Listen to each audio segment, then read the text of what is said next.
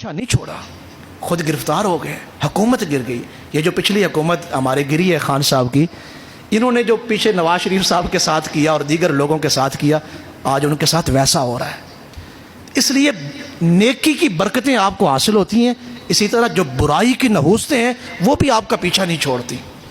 اس لیے حضرت عبداللہ ابن عباس کا ایک بڑا عظیم قول ہے کہ جو لوگ نیک عمل کرتے ہیں اللہ ان کے چہروں کو رونق دیتا ہے، اللہ ان کے دل کو تسکین دیتا ہے، اللہ ان کے رزق میں برکت دیتا ہے، اور اللہ ان کی زندگیوں میں سکون دیتا ہے۔ اور جو لوگ گناہوں کے عادی ہیں ان کے چہروں کی رونق ختم ہو جاتی ہے، دل کا سکون ختم ہو جاتا ہے، اور رزق کی برکت ختم ہو جاتی ہے، اور زندگی میں بے چینیاں ڈیرے ڈال لیتی ہیں۔ تو یہ نیکیاں ہی ہیں جو انسان کی دونوں جہانوں کو خوبصورت بناتی ہیں، اور جو برائی ہے وہ انسان کے دونوں جہانوں کو بدصورت کر دیتی ہیں۔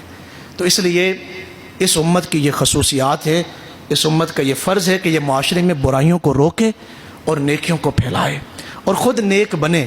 اس کی برکتیں قرآن مجید نے بیان فرمائی ہیں سورہ کہف میں۔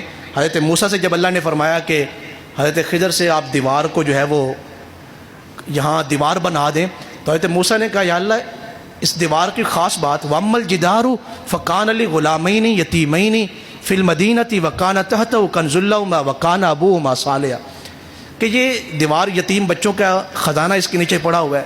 تو حضرت موسیٰ نے کہا یا اللہ ان کی کون سی نیکی ہے، معاشرے میں ہزاروں بچے ہیں لیکن ان بچوں کا خزانہ کیوں محفوظ کرایا جا رہا ہے نبیوں کو لگا کے، ان کی کون سی نیکی ہے؟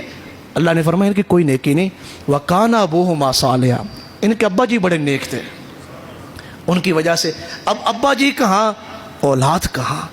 تو نیک آپ جو نیک عمل کرتے ہیں اس کا آپ کو بھی فائدہ ہے، آگے آپ کی اولادوں کو بھی فائدہ ہے، اور جو آپ برائی کرتے ہیں اس کا آپ کو بھی نقصان ہے، آپ کی اولادوں کو بھی نقصان ہے۔ بعض دفعہ انسان برائی کرتا ہے، اسے لگتا ہے کہ میں کوئی بہت بڑا کام کر رہا ہوں، لیکن اسے سمجھ نہیں آتی کہ وہ اپنے لیے کتنا بڑا گھاٹا کر رہا ہے۔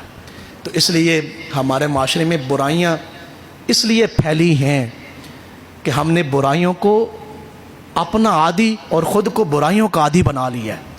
تو اس لیے معاشرے میں ان برائیوں کو روکنے میں کردار ادا کریں، اپنے گھر سے شروع ہو۔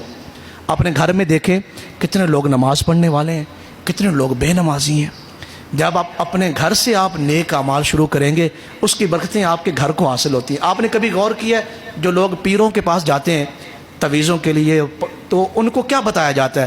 گھر میں فلاں پڑھائی کروائیں، فلاں پڑھائی کروائیں، فلاں پڑھائی کرائیں، ختم پاک پڑھوائیں، قرآن مجید کا ختم کروائیں، محفل کروائیں۔ یہ چیزیں کیوں کہی جاتی ہیں؟ اس لیے کہ ان گھروں میں نیکیوں کا رواج نہیں ہوتا، جس کی وجہ سے وہ گھر پھر مشکلات کے چنگل میں آ جاتے ہیں۔ اگر یہ کام آپ خود کریں، گھر کا ماحول نیک ماحول بنائیں، تو آپ کو ان چیزوں کی ضرورت نہیں پڑے گی۔ جو نیک لوگوں کے گھر ہیں، صالحین کے گھر ہیں، علماء کا اور مشائخ اعظام کے گھر ہیں، کبھی ان کو بھی دیکھا کہ وہ مختلف جگہوں پر تویز لینے کے لیے گئے ہوں؟ دنیا میں وہ لوگ بڑے سیانے سیانے جو ہیں وہ پیروں کے پاس آ کے بیٹھے ہوئے، حضرت جی کچھ کرو ساڈا، ہم تو ڈوب گئے ہیں، ہم تو مر گئے ہیں، ہمارا رہا کچھ نہیں۔ اگر ان چیزوں پہ آپ پہلے عمل کر لیں تو پھر آپ کی یہ نوبت کبھی بھی نہ آئے۔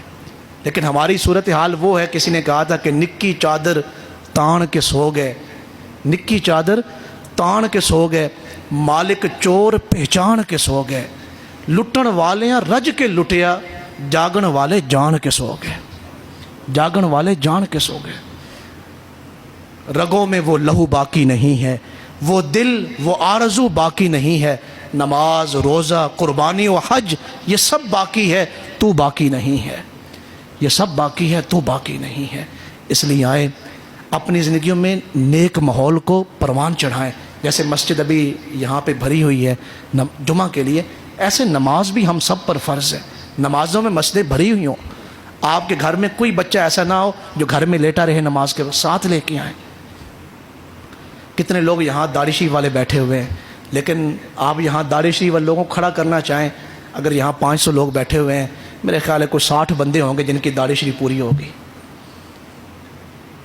تو قصور کس کا ہے؟ برائیوں کو ہم نے خود قریب کر لیا ہے اور پھر پریشان ہے کہ پتہ نہیں یہ سب کیسے ہو رہا ہے، یہ کیسے ہو نہیں رہا، یہ آپ خود کر رہے ہیں ایسے۔ تو اس لیے آئیں اپنی زندگیوں میں حضور کے علیہ السلام کی محبت کو لائیں، عملی جو طریقہ ہے وہ لے کے آئیں، پھر آپ کی زندگی میں بھی خوشحالی ہوگی، آپ کے گھروں میں بھی خوشحالی ہوگی۔ اللہ ہم سب کو عمل کی توفیق نصیب فرمائے۔ ما علیہ الا البلاغ المبین۔